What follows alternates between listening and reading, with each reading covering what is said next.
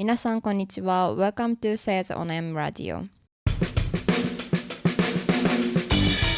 This radio series is entirely in Japanese, but you can download transcripts with and without free Ghana and English translation by joining Patreon membership. Find the link in the caption and let's get started.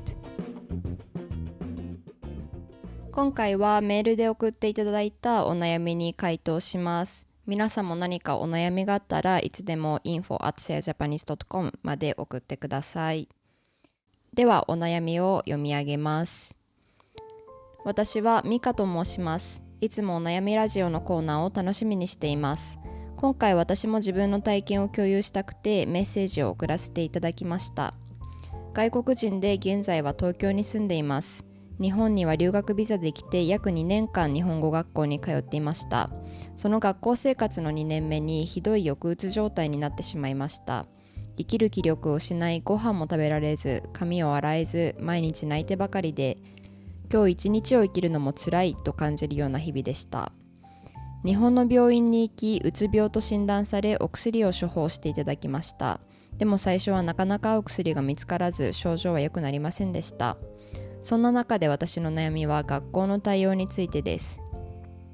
日本ではうつ病の時に会社や大学、専門学校で診断書があれば病欠、高欠として休めるが、日本語学校ではそれが認められませんでした。医師の診断書を提出しても高欠は不可とはっきり言われ、欠席が続くとビザが取り消されてしまう可能性があると説明されました。体調がどれだけ悪くても学校に通わないと帰国しなければならない。そんなプレッシャーの中、涙を流しながら教室に通っていました。授業中に泣いてしまったこともありますし、ストレスでめまいがすることもありました。先生方は個人的にはとても優しくて理解のある方も多かったですが、制度として何も助けがないことに正直驚きました。なぜ日本語学校だけが他の教育機関や職場とこんなに対応が違うのでしょうか。それとも私のケースだけが特別だったのでしょうか。さやさんのご意見をぜひお聞かせいただけたら嬉しいです。よろしくお願いします。ということです。まずは勇気を出してお悩みを送ってくれてありがとうございました。そして大変な思いをしていることを本当に申し訳なく思います。いつもお悩みコーナーで言っていますが、一人ではないということを、覚えていてくださいね。私も生きる気力を失ってご飯も食べられない、毎日辛いと感じる日々がありましたが、でも絶対に長くは続かないです。簡単なことは言いたくないけれども、でもいつかは絶対楽になります。完全には良くならないかもしれないけれども、毎日少しずつ、今日はご飯が食べられたとか、今日は外に出れたとか、小さいことを褒めて、それを続けていたらいつか意識もせずにできるようになる時がきっとあるので、ぜひ自分を信じてくださいね。で、お悩みの質問への回答なんですけれども、私もあまり知らなかったので今回、質問されて調べてみたんですけれども、まず日本では何を高欠と認めるかに関する一定のルールがないようです。なので医師の診断書はそれがあれば高欠になるというものではなく、それがあったら学校に提示して、で学校がそれを判断する材料にするという感じだそうです。でもちろん中学校とか高校だったら先生方も生徒に卒業してほしいと思っているので、大体はいいですよってなるんですけれども、大学専門学校だと結構そうはならないことが多いそうです。ただし感染症とかの場合は医師の診断書があれば高欠になるそうです。これはなぜかというと、感染症だったらそもそも学校に来てはいけないので、その場合は診断書を出してくださいということです。あとは日本の大学とか専門学校は日本の政府が公式に認めている